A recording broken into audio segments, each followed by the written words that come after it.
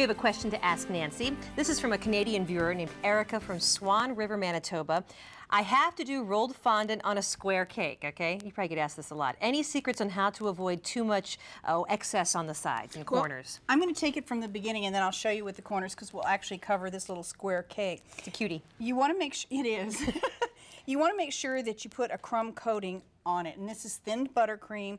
You want to let it dry a little bit. We call it crust over, which doesn't sound that pleasant, no. But that's kind of the term that we use. Then you want to look at it and see if you see any portions that are sticking out a little bit, like I see something sticking out there, and then you can just pat them in with your finger. If you're worried about it sticking to your finger, then it's not dry enough, or you can put some confectioner's sugar on there. Because what this does, the crumb coating does, it fills in any holes that you have for your cake so that you get a nice smooth look underneath.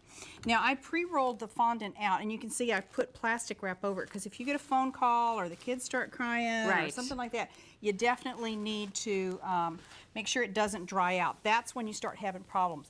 Also, as you roll it, you want to lift it and turn it so that it doesn't actually stick. I've got a not flip it over, but just turn it. Just turn it and roll it. And you're right, you are on a nonstick surface. I'm on a nonstick surface, so that makes it much easier. You can also put confectioner's sugar on the counter, and to keep it from sticking. Now I've also got these little O-rings that fit on the French rolling pin, and they come in different sizes. I've actually rolled this out to 1/8 of an inch.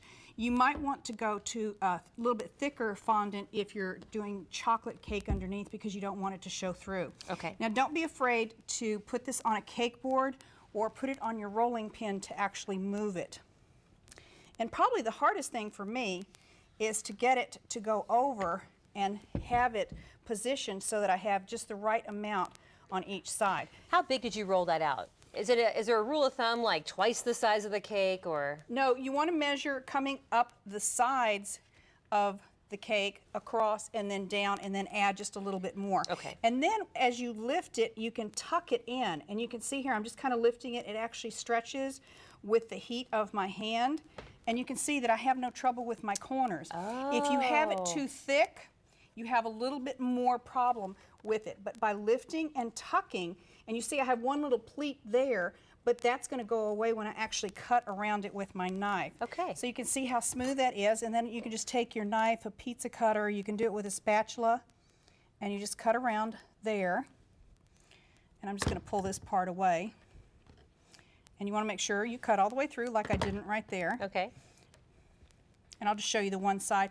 And then you can actually tuck it under for a real clean look. Sure. Or you can come here and put some fondant balls, or you could actually put some buttercream shells or stars or something like that. But that's how you do a square cake. You make it look easy, and it is.